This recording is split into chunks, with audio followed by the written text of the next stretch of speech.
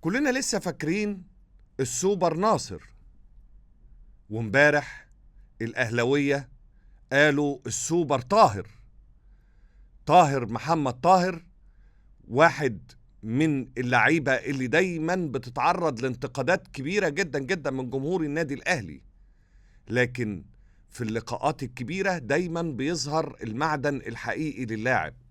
وطاهر محمد طاهر نجح ان هو يسجل هدف اول في لقاء الاهلي وسيراميكا كليوباترا في لقاء السيمي فاينال في بطولة السوبر المصري النسخة رقم 22 من الثانية 11. انجاز كبير، اسرع هدف في بطولة السوبر، هدف فتح المباراة على مصراعيه، هدف ينم عن حالة من حالات التركيز، حالة من حالات الاستعداد. زي ما قلت يمكن في اللايف بالأمس إنه كان عنده تركيز من دقيقة أو من ثانية الصفر من قبل المباراة وهو مركز. شفنا كولر امبارح وظف طاهر محمد طاهر كسترايكر صريح، وفي الثانية 11 الدقيقة الأولى استغل خطأ الكورة اللي راجعة مش مظبوط من محمد عادل لبسام. نجح طاهر ان هو يسجل اول لجوان لمصلحة النادي الاهلي. طاهر اتعرض لانتقادات كبيرة جدا جدا، لكن دايما طاهر في ذهنه كولر.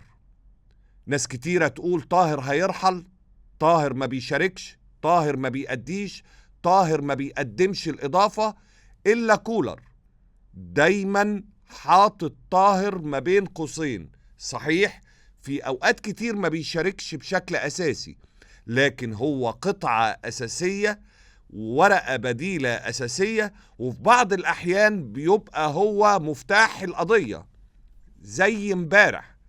عشان كده جمهور الأهلي قالك سوبر طاهر، لأن طاهر ما اكتفاش فقط إن هو يفتح البوابة ويفتح المغارة على مصراعيها من الثانية 11، لا، ده لما الموقف كمان اتأزم بعد هدف فخري لقاي في نهاية الشوط الأول وأصبحت النتيجة 1-1، مع بداية الشوط الثاني تحديدا في الدقيقة 54 ومن ركنية بينفذها يحيى عطية الله بباطن القدم.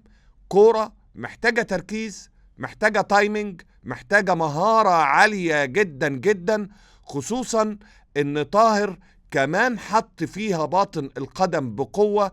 كورة لا تصد ولا ترد، علشان طاهر يبقى طاهر السوبر بالفعل، لانه هو اللي اهدى النادي الاهلي بطاقة التأهل الى الدور النهائي في بطولة السوبر المصري.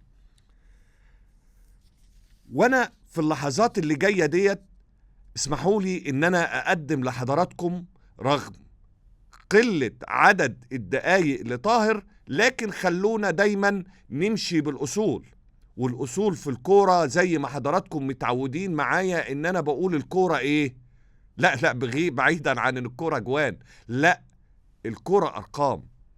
عشان كده هقول لحضراتكم طاهر وارقامه مع النادي الاهلي. طاهر محمد طاهر 157 مباراة مع النادي الأهلي، عمل 35 مساهمة تهديفية، 19 هدف، 16 تمريرة حاسمة، سجل في الدوري 10 أهداف وصنع 9، سجل في إفريقيا 6 وصنع 5، سجل في كاس مصر هدف وحيد وصنع هدف وحيد. أما في بطولة السوبر بالأمس طاهر محمد طاهر سجل هدفين وصنع هدف، ونجح انه يحط اسمه ويدون اسمه كواحد من الهدافين للنادي الاهلي، علشان طاهر محمد طاهر او طاهر محمد طاهر ينجح رغم سوء الاداء اللي قدمه النادي الاهلي امام سيراميكا كليوباترا. لكن طاهر محمد طاهر خد النسر الاهلاوي الاحمر الى المباراة النهائية علشان يضرب موعد من الماس، يضرب موعد من العيار التقيل في سيناريو مكرر امام القطب الثاني الفارس الأبيض نادي الزمالك، ويا ليلة حلوة، ورجعنا تاني ورجعنا للمتعة تاني.